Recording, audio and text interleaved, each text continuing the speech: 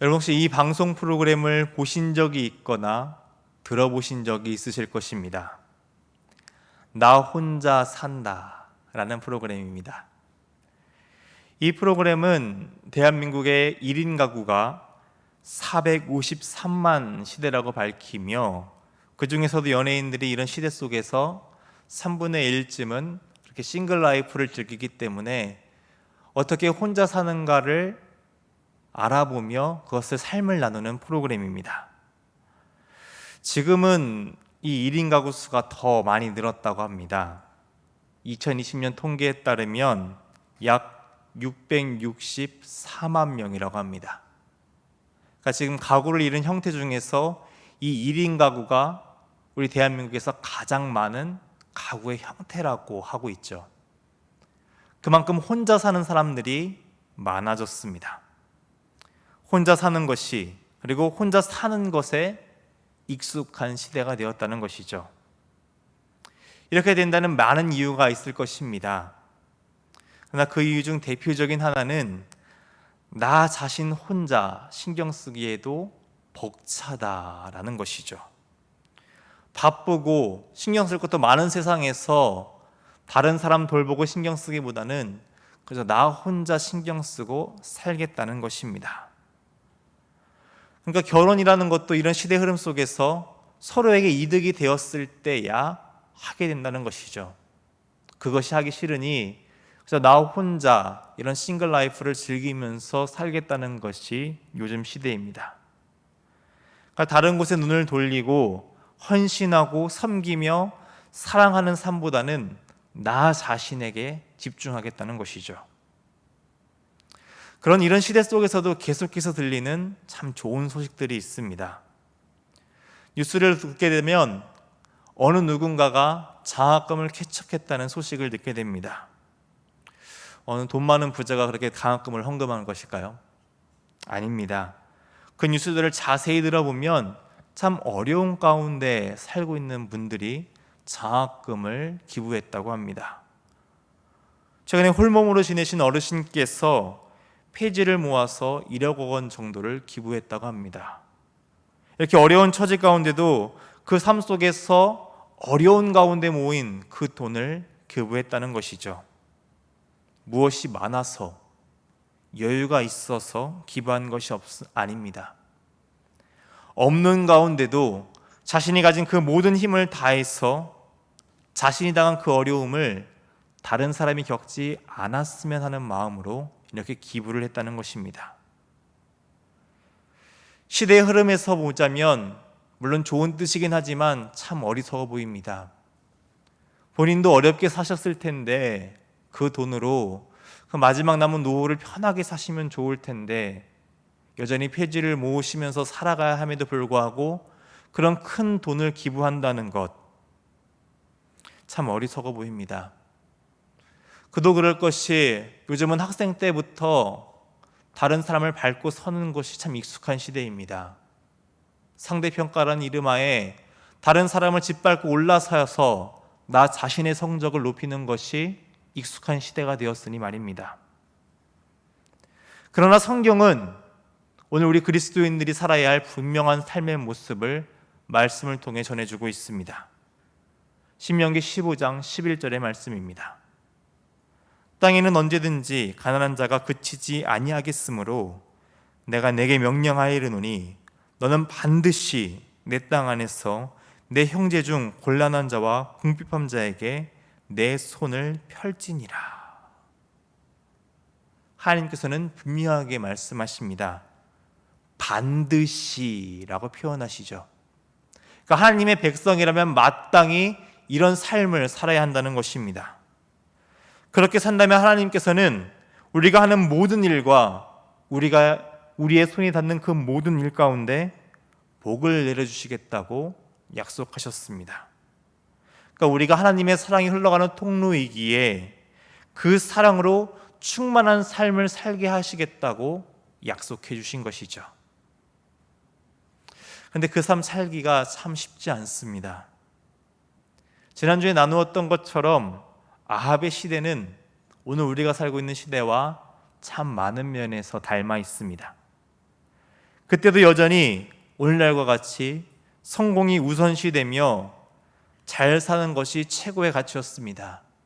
그러니 하나님 대신 바알을 섬기고 선택하는 것이 참 상식적인 시대가 되었던 것이죠. 그런 삶의 자리에서 모든 사람들이 세상의 가치를 따르며 살아갈 때 한 사람만큼은 다른 삶을 선택했습니다. 그 사람의 삶을 통해서 오늘 우리가 어떤 삶을 살아가며 빛의 자녀로서 하나님의 빛을 어떻게 전하는 자가 되어야 하는지를 말씀을 통해 함께 나누어 보려고 합니다. 아합 왕과 이세벨이 다스리던 북이스라엘 시대, 그곳에서도 왕궁은 어떤 곳이었을까요? 삶에 있어서 가장 치열한 성공 우선주의라는 그 가치가 우선시되는 곳이 아니었을까 상상해 봅니다. 하나님의 백성임에도 불구하고 세상에 불을 가져다주는 바알을 향해 무릎을 꿇고 머리를 숙이는 것이 부끄럽지 않은 시대였습니다. 나 혼자 잘 살면 된다는 그런 삶의 모습이 하나님의 백성이라는 그 삶의 모습을 흐트러뜨리게 만들었습니다. 성경은 분명 아합의 죄에 대해서 말하고 있습니다. 하지만 북이스라엘 백성 역시 그런 아합을 따라 죄를 지며 살았을 것입니다. 그도 그럴 것이 북극 강병을 꿈꾸며 잘 사는 것이 목표인 아합의 나라, 그리고 그런 아합의 통치에 힘을 실어주는 해상 제국의 공주 이세벨이 다스리는 그 나라 아래서는 그런 세상적인 가치, 물질적, 그리고 자신의 입속을 채우는 것이 가장 우선시되는 삶이었을 것입니다. 그런 지금과 같이 어떤 줄을 잘 타야지 성공할 것인가, 그리고 아합과 이세벨에게 어떻게 보여야지 내가 그 시대 속에서 죽지 않고 성공할 수 있을까, 그런 고민을 하면서 살아가는 것이 왕궁이었을 것입니다. 그런데 이렇게 세상의 성공을 향해 달려나가는 북이스라엘이라는 폭주기관차에 문제가 생겼습니다. 그 땅에 가뭄이 들어 기근이 심했다는 것이죠. 야고보서 5장 17절을 보면 그 기간을 3년 6개월이라고 기록하고 있습니다. 지금도 참 비가 많이 내리지 않고 있죠. 전 세계적으로 이 가뭄으로 인해 큰 문제 가운데 있습니다. 과학기술이 발달한 지금도 이렇게 짧게 비가 내리지 않아도 큰 문제가 생기는데 아합 왕이 살고 있던 구약의 시대는 어떠했을까요? 무려 3년 6개월이라는 시간입니다. 더 큰 문제 속에서 아합 왕은 자신이 꿈꾸던 그 나라가 브레이크가 걸려 있다고 생각했을 것입니다. 그래서 그 원인을 찾습니다. 무엇이 원인인가? 근데 지금 이 가뭄은 바알을 자신의 주라고 고백하며 하나님 대신 물질을 따랐던 그들을 향한 하나님의 심판이었습니다. 그러나 말씀을 보면 전혀 그렇게 생각하지 않는 것 같습니다. 그것이 참 당연한 삶이기에 그 원인을 하나님께 기도로 가뭄을 기도했던 엘리야에게서 찾습니다. 열왕기상 18장 7절의 말씀을 보면 아합은 엘리야를 향해 이렇게 말하고 있습니다. 엘리야를 볼 때에 아합이 그에게 이르되 이스라엘을 괴롭게 하는 자여 너냐? 아합은 지금 이스라엘을 이렇게 가뭄으로 괴롭게 하는 이유를 엘리야에게서 찾고 있습니다.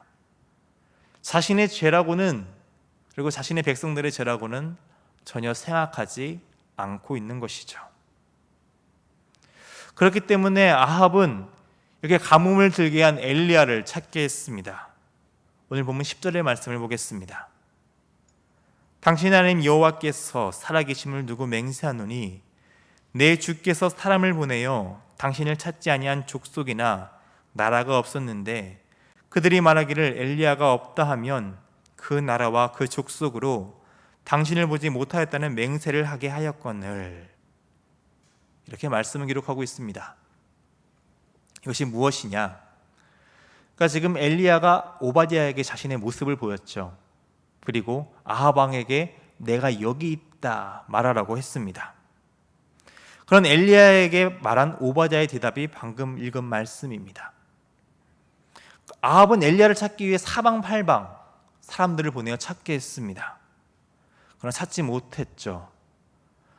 엘리야를 찾아보낸 사람들은 나라 사방팔방을 돌아다녔으나 찾지 못하였다고, 그러니 엘리야는 이 나라 가운데 없다고 맹세하였던 것입니다. 그러니 원인이 되는 엘리야를 찾지 못하니 어떻게 하면 이 문제를 해결할 수 있을까? 지푸라기라도 잡는 심정으로 오늘 본문 앞선 5절의 말씀과 같이 물이 있을 만한 곳을 찾아서 짐승만이라도 살려보겠다고 나선 것이죠. 그렇게 아합의 명령을 받은 오바댜는 서로 각자 맡은 곳을 떠나며 물이 있을 만한 곳, 그래서 풀이 자랄 만한 곳을 찾아다녔습니다. 그런데 이렇게 모든 원인의 문제라고 여긴 엘리야의 만남, 오바댜는 그 만남을 그렇게 좋게 생각하지 않았습니다. 불편하게 생각했죠. 그래서 9절과 같이 답합니다. 이르되 내가 무슨 죄를 범하였기에 당신이 당신의 종을 아합의 손에 넘겨 죽이게 하려 하시나이까? 자신이 곤란하다는 것이죠. 하나님의 역사가 어떻게 일어날지 모르기 때문에 지금 여기 있다고 말해서 아합 왕에게 갔는데 또 엘리야 당신이 사라지면 나는 죽게 됩니다. 그러니 어찌 당신이 여기 있겠다고 내가 말하겠습니까? 곤란합니다. 말할 수 없습니다. 이렇게 말하고 있는 것입니다. 오바댜도 어느새 세상의 흐름 속에 휩쓸려 있었던 것입니다. 오바댜처럼 이렇게 우리도 하나님의 말씀이 불편할 때가 있습니다. 왜 하필 하나님의 때가 지금인지 원망할 때도 있죠. 알지만 힘듭니다. 두렵습니다. 내가 계획한 그 시간표대로 갔으면 참 좋겠는데 왜 하필 이때 하나님께서 나타나셔서 말씀하시고 내 삶에 간섭하셔서 어렵게 만드는지 원망 섞인 기도가 나올 때도 있습니다. 하나님의 방법대로 하자니 어렵습니다. 어느새 우리도 하나님을 주라고 고백하는 믿음을 가지고 있지만 아합과 그리고 바알과 같이 세상이 주는 가치에 우리의 마음을 빼앗겨 두 주인을 섬길 때가 있다는 것입니다. 그럴 때 우리는 어떻게 해야 되는 것일까요? 오늘 말씀을 통해 함께 나누고 있는 오바댜의 이름의 뜻은 여호와의 종 또는 여호와를 예배하는 자라는 뜻을 가지고 있습니다. 이름은 정체성을 뜻하죠. 어떻게 해야 할지 모를 때, 흔들릴 때 우리는 우리가 누구인지를 먼저 찾아야 한다는 것입니다. 나는 누구인가? 그 답을 찾아야 한다는 것이죠. 오바댜는 그 답을 찾았습니다. 자신에 대해 오늘 본문 12절 하반부에서 이렇게 소개합니다. 당신의 종은 어려서부터 여호와를 경외하는 자라. 자신의 이름을, 정체성을 찾았던 것이죠. 자신을 여호와를 경외하는 자라고 말합니다. 그렇습니다. 이것이 하나님의 백성의 정체성입니다. 여호와를 경외하는 자라는 정체성을 찾아야 한다는 것이죠. 아합의 통치 아래서 왕국 맡은 자, 즉 아합의 집안의 모든 것을 관리하던 자가 오바댜였습니다. 매우 높은 관직에 올랐죠. 그는 그 시대 속에서 참 어려운 삶을 살았을 것입니다. 열왕기상 18장 4절과 오늘 읽은 말씀에서는 그 시대를 이렇게 이야기합니다. 이세벨이 여호와의 선지자들을 멸할 때라고 말이죠. 하나님을 믿는다는 것이 죽음이 되는 시대였습니다. 믿음을 지키는 것이 생명을 걸어야 하는 시대였죠. 그래서 많은 이들이 침묵했으며 하나님을 외면했습니다. 그 대신 바알을 주로 고백하며 세상의 가치를 따랐죠. 그런 시대 속에서 오바댜가 무엇을 했다고 말하고 있습니까? 오늘 본문 13절의 말씀을 보겠습니다. 이세벨이 여호와의 선지자들을 죽일 때에 내가 여호와의 선지자 중에 100명을 50명씩 굴에 숨기고 떡과 물로 먹인 일이 내 주에게 들리지 아니하였나이까. 이세벨로 대변되는 그 죽음의 흐름 속에서 오바댜는 홀로 고전분투하고 있었습니다. 한 사람을 돌보는 것도 참 쉽지 않습니다. 그것이 요즘 사람들이 말하는 혼자 사는 이유이지 않습니까? 그런데 오늘 말씀은 오바댜가 몇 명을 돌보았다고 이야기하고 있습니까? 100명입니다. 그렇죠. 무려 100명의 사람을 돌보았다고 말하고 있습니다. 들킬 위험이 있기에 그 100명을 모두 한 곳에 두지 못하고 50명씩 둘로 나누어서 굴에 숨겨서 돌보고 있었습니다. 자칫하면 자신이 죽을 수 있는 원인이 되었죠. 그리고 오바댜는 어디에 있었습니까? 이세벨의 집에 살던 자였습니다. 이세벨의 눈에 너무나 잘 띄는 곳에서 그는 있었습니다. 그곳에서 가장 위험한 일을 자처하고 있었던 것이죠. 무엇 때문일까요? 자칫 잘못하면 죽을 수밖에 없는데, 그 모든 노력이 물거품이 될 수밖에 없는데도 왜 오바댜는 그런 위험을 자처하며 100명을 돌보았던 것일까요? 이렇게 이름값 하면서 살기 참 쉽지 않습니다. 아니, 오히려 이름 때문에 곤란하기도 합니다. 오바댜가 그렇겠죠. 이름부터 여호와의 종입니다. 바알이 다스리던 그 시대 속에서 내 이름이 여호와의 종이다. 살기 쉬웠겠습니까? 아마 블랙리스트 가장 높은 곳에 위치했을 것입니다. 무엇을 하더라도 눈치를 볼 수밖에 없었겠죠. 아, 저 행동은 여호와를 섬기는 것이다. 그러니 저를 죽여야 한다. 그렇게 그를 고발하는 자가 없었겠습니까? 참 눈치 보면서 어렵게 믿음을 지켰을 것입니다. 그러다 보니 물론 오바댜도 인간적인 연약함을 보일 수밖에 없었을 것입니다. 오늘 본문의 말씀 속에서도 아합을 자신의 주라고 고백합니다. 물론 왕으로서 아합을 주로 고백한 것이기도 합니다. 하지만 적당히 세상의 권세에 복종하는 모습이기도 하죠. 그저 자신의 자리에서 할 수 있는 최선을 다했다고 생각하며 세상에 적당히 동화되기도 했습니다. 하지만 그럼에도 그는 그 죽음의 시간 속에서 홀로 100명의 생명을 돌보는 일을 포기하지 않았습니다. 독립운동가 중에서 파라코라고 불렸던 분이 계십니다. 그러니까 도박꾼처럼 보여서 자신의 며느리에게도 참 욕을 먹었던 한 사람이 있었죠. 그런데 알고 보니 그 도박꾼으로 전 재산을 다 날렸던 것처럼 보였는데 그 전 재산을 만주 독립군에 보냈던 독립운동가 김용환 선생님이 계십니다.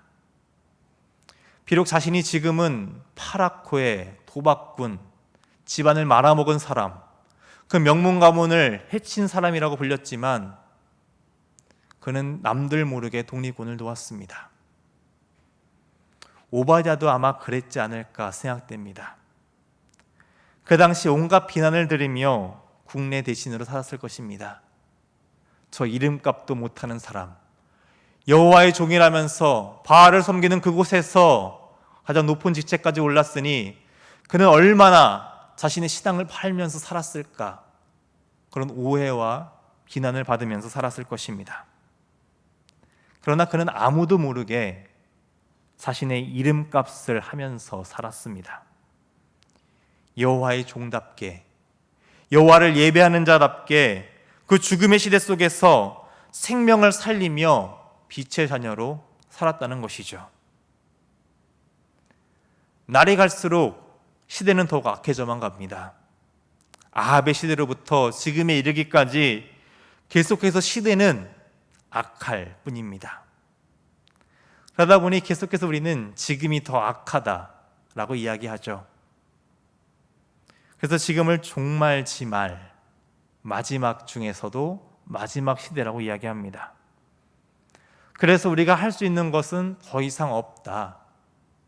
그래서 이 시대 속에서 그런 흐름에 따라 살아가야 한다라고 말하는 사람들이 있습니다. 여러분, 정말 그런가요? 정말 할 수 있는 게 없을까요? 오바댜가 했습니다. 그리고 계속해서 그 어둠의 시대 속에서 빛의 자녀로, 빛으로 살았던 사람들이 분명히 있었습니다. 시대가 악하기 때문에 더욱 해야 할 일들이 있다는 것이죠. 마땅히 해야 할 일을 말했다고 말하며 그렇게 빛의 자녀로 살았던 사람들이 있습니다. 죽음의 영이 시대를 지배하는 그때에 생명을 살리기 위해, 생명을 흘러갈 수 있게 하기 위해 자신의 생명을 걸었던 자들이 있었다는 것이죠. 그렇게 하나님의 생명을 전했던 자들이 말씀 속에도, 그리고 우리의 삶 속에서도 분명하게 있다는 것입니다. 오바댜라고 해서 우리와 무엇이 달랐겠습니까? 그가 정말 특별한 사람이었을까요? 아니었을 것입니다. 성경 오늘 말씀 속에 나오는 엘리야에 대해서도 우리와 성정이 같다고 이야기합니다. 하물며 오바댜도 마찬가지였겠죠. 우리와 참 비슷한 사람이었을 것입니다. 비슷한 삶의 자리에서 똑같은 삶의 문제를 만났던, 그리고 고뇌했던 신앙인이었을 것입니다. 그런 오바댜도 했다는 것입니다. 그렇다는 것은 오늘 우리도 할 수 있다는 것이죠. 오바댜가 그 당시 100명의 사람을 살리고 섬겼듯이 오늘 우리 또한 그 일들을 할 수 있고 해야만 한다는 것입니다. 오늘 우리에게 허락하신 삶의 자들이 있습니다. 가까운 곳으로는 우리의 가정, 일터, 그리고 교회에서 섬겨야 할 이들이 있을 것입니다. 그럴 때 오바댜와 같이 전심으로 그들을 사랑하며 섬기시기를 바랍니다. 특별히 아픔 가운데 있는, 어려움 가운데 있는 교우들을 기억하며 우리는 사랑으로 돌봐야 합니다. 아마 떠올리시는 분들이 있을 것입니다. 그들을 위해 중보하며 기도해 주시기 바랍니다. 왔을 때 그들의 손을 꼭 붙잡아 주시며 힘이 되어 주시기 바랍니다. 하나님의 사랑으로 그들을 품어주시기 바랍니다. 그리스도의 몸된 지체가 아파하는 것을 볼 때 우리는 그 아픔에 공감하며 더욱 힘을 써야 합니다. 육체적인 아픔뿐만 아니라 영적으로 아파하는 이들 또한 있습니다. 영적 침체에 빠져서 이 예배당에 나오는 것도 힘들어하는 분들이 있습니다. 그들을 향해 비난의 목소리를 내기보다 그들의 마음을 어루만져주며 그들이 회복할 수 있도록 기도하고 관심을 가져야 하는 것이 우리의 사명입니다. 그 돌보는 일에 힘을 내어야 합니다. 그리고 또한 생명의 빛이 세상을 향해 나아가는 일에도 힘을 내야 하죠. 참 생명이신 예수 그리스도를 전하는 일에 우리는 전심을 다해야 합니다. 그 일을 감당하고자 최근 전도부에서 전도를 배우며 더욱 열심히 그 일에 사명을 다하려고 하고 있습니다. 그리고 선교부에서도 동역하는 교회들을 돕고 선교사님들을 도우며 이 생명을 전하는 일에 온 힘을 다하고 있습니다. 근데 여러분, 이 두 부서만의 일일까요? 아닙니다. 오늘 우리의 일입니다. 우리가 해야 할 일입니다. 오늘 우리가 해야 할 주님께서 맡기신 귀한 사명입니다. 그러니 여러분, 전도학교, 전도부만 하는 일이 아니라 내가 가서 어떻게 생명이신 예수 그리스도를 전할 수 있는지 그 배우는 일에 힘을 내어야 합니다. 기도로, 봉사로, 물질로 헌신하며 생명을 전하는 일에 우리의 온 힘을 다해야 됩니다. 이 생명을 살리는 일에 동참해야 한다는 것이죠. 오늘 우리의 것이 남아서 돕는 것이 아닙니다. 아니, 하나님께서 우리에게 이미 하실 수 있도록, 할 수 있도록 충분히 베풀어 주셨습니다. 넘치도록 우리에게 부어 주셨습니다. 그러니 인색하지 말고 생명을 살리는 일에 우리의 온 힘을 다해야 합니다. 오바댜가 자신의 생명을 들여 100명의 사람을 살렸던 것처럼 오늘 우리의 삶을, 우리의 생명을 헌신해서 저 죽음 가운데 있는, 저 고통 가운데 있는 이들을 향해 예수 그리스도의 생명을 증거하는 자로서 살아가야 한다는 것입니다. 오바댜가 자신에게 있는 떡과 물로 먹였듯이 그 가뭄의 시대 속에서 그 귀한 것, 자신에 있던 그 생명 같은 것으로 그들을 섬겼듯이 오늘 우리가 가진 것, 물질, 재능, 기도 등 여러 가지 헌신의 모습으로 생명을 살리는 일에 헌신해야 합니다. 가장 가까운 곳부터 그리고 가장 생명이 필요한 곳까지 온 힘을 다해야 한다는 것이죠. 하나님께서 오늘 우리를 부르신 그 삶의 자리에서 그리스도인이라는 정체성을 가지고 이런 혼자만 살려고 하는 시대의 흐름에 휩쓸리지 않고 온전히 생명을 전하는 자로 우리가 살아야 한다는 것입니다. 여러분, 오늘 우리를 부르신 그 삶의 자리에서 하나님의 생명을 전하는 자로 사시기를 바랍니다. 그 자리에서 하나님의 생명을 전할 때 하나님께서 오바댜의 어려움을 예면치 않으셨던 것처럼 오늘 우리를 도우시고 우리가 할 수 있도록 능력을 더하실 것입니다. 우리가 생명의 빛으로 온전히 하나님의 생명을 전하는 자로 섬길 수 있도록 그 능력의 오른손으로 우리를 붙드실 것입니다. 여전히 죽음이 가득한 이 시대 속에서, 그리고 혼자 사는 것이 당연한 이 시대 속에 살아가지만 오바댜와 같이 하나님의 말씀과 그 뜻에 따라 빛의 자녀로 살아가며 하나님의 생명을 전하고 충만한 하나님의 생명으로 살아가며 온전한 그리스도인으로 살아가시는 여러분이 되시기를 주님의 이름으로 축원합니다. 기도하겠습니다.